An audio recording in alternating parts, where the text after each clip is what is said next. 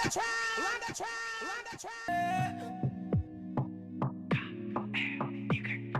a tout, elle a mon cœur, ouais. Elle a les clés de la baraque, ouais. Elle a les clés de la bimo, ouais. Elle a tout, elle a la carte en moi. La Chris, en tout cas, merci d'être là. Parce que je ne sais pas si tu le sais, mais tu es le parrain de l'émission Tract. Donc en tout cas, merci au nom de toute l'équipe d'être là.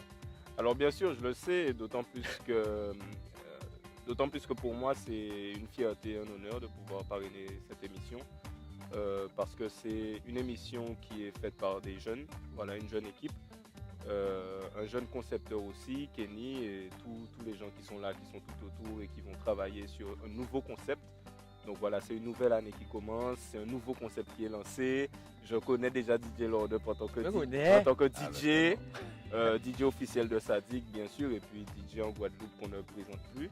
Et aujourd'hui, je te découvre un nouveau talent en tant que présentateur. Ben, je veux découvrir aussi un nouveau talent. Donc on se découvre un nouveau talent. Y a pas de voilà, et du coup, pour moi, bon, mis à part le fait que Kenny, qui a eu l'idée de l'émission, il est aussi membre de l'association Destination Réussite. Mais c'est aussi quelqu'un qui est sérieux, qui est entreprenant. Et quand on regarde en fait les moyens qui sont mis dans cette émission, alors que c'est une première, je me dis que j'ai pas eu tort d'accepter de parrainer ce projet. Et donc j'ai l'honneur d'ouvrir le bal en étant le premier artiste interviewé. Je le fais de bon cœur.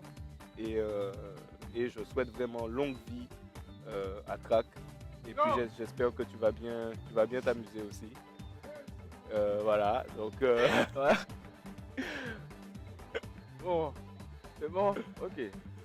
Donc en plus on est dans des conditions géniales puisqu'on est reçu dans un lieu, Guada Hostel, qui est super beau. C'est une auberge de jeunesse de la Guadeloupe. On leur envoie un big up au passage.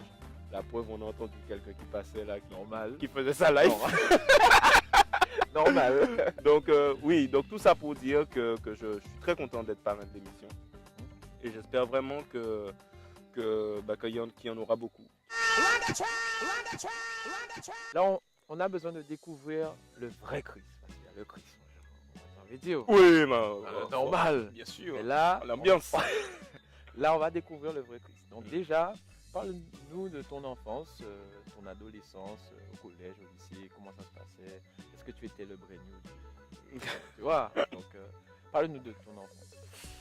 Bah écoute, moi je pense que j'ai eu une enfance assez commune, dans le sens où j'ai grandi à Loricisque, Pointe-à-Pitre. Donc j'étais d'abord primaire à Félix-Sénéval, à Bergevin. Et ensuite j'étais au collège Front de Mer de Loricisque, qui est vraiment à 2 pas de chez moi, de chez mes parents. Et ensuite j'étais au lycée à Memrich. Donc c'est une enfance, je dirais, assez... j'ai eu simple, assez simple, comme tout jeune pointois, voilà, avec tout ce que ça suppose, hein, une forte culture urbaine, une forte influence du hip-hop, avec des groupes comme Endoclin.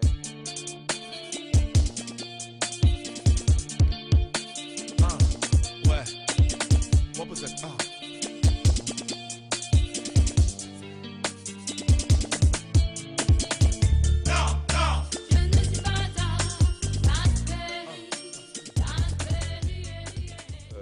Les amis qui faisaient le freestyle, sortis de collège, sortis de lycée, bon, bien sûr, j'avais participé aussi. J'étais à fond, j'étais à fond là-dedans.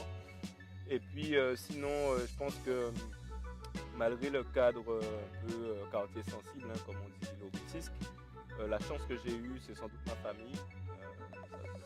Ça ne fait aucun doute, je dis sans doute, ça ne fait aucun doute, parce que j'ai été quand même un enfant entouré.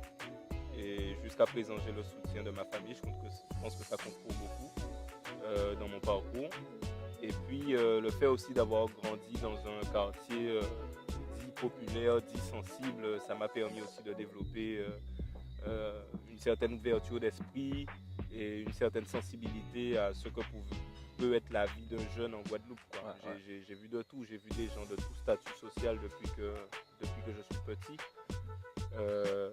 Et aussi, ce qui pourrait être aussi assez déterminant dans mon enfance, c'est sans doute le sport. Parce que, Ça fait du sport. oui, C'est vrai. oui. Ah, bah, c'est normal. J'ai fait beaucoup de sport. Quel sport que tu as J'ai fait par beaucoup de exemple? sport. J'ai fait de la natation. J'ai fait du foot. Mais je n'étais pas fort au foot, j'étais plutôt fort. Prenez un petit peu de tipon. J'étais Normal. pas des cas pour typo. Normal. D'ailleurs, je te dis, vous savez, là où j'étais fort au foot même, c'est Gardien. au niveau des combats. Au niveau des combats, j'étais bon. Ouais. Quand il y avait combat. Là, t'es une Oui, cimetière ou t'es c'est-à-dire que caillé. depuis petit, au niveau s'il y avait un combat, dans le, il y en a des fois dans le foot, bon, j'étais pas en reste. Donc à ce moment-là, ils ont dit à mes parents, bon, le petit nerveux, faudra le mettre dans un sport de combat. Donc au final, donc à l'âge de 7 ans, j'ai commencé le karaté. Et j'ai fait du karaté jusqu'à ce que j'ai 20 ans. J'étais en sélection de la Guadeloupe, j'ai fait de la compétition. Ah ouais. Et le karaté, avec les frères d'Orville, que je salue d'ailleurs, m'a beaucoup apporté, puisque ça m'a permis de canaliser mon énergie, d'acquérir une certaine discipline. Beaucoup de gens se demandent comment je peux être aussi calme dans la vie, puisque toi qui me connais, tu sais que je suis hyper calme dans la vie, et puis sur scène aussi déchaîné. Ouais. Là, j'avoue. Je pense que les gens ont vu aussi. ouais. C'est ça en fait, c'est pour ça aussi le principe de l'émission, c'est que Tract, là, on te voit vraiment comme tu es, tandis que les gens, ils ont une image de toi. Donc justement, sur scène, tu es Festif, trop festif. agité même, des fois. Et ici, voilà, là, on découvre vraiment le vrai Chris. Run the track, run the track, run the track.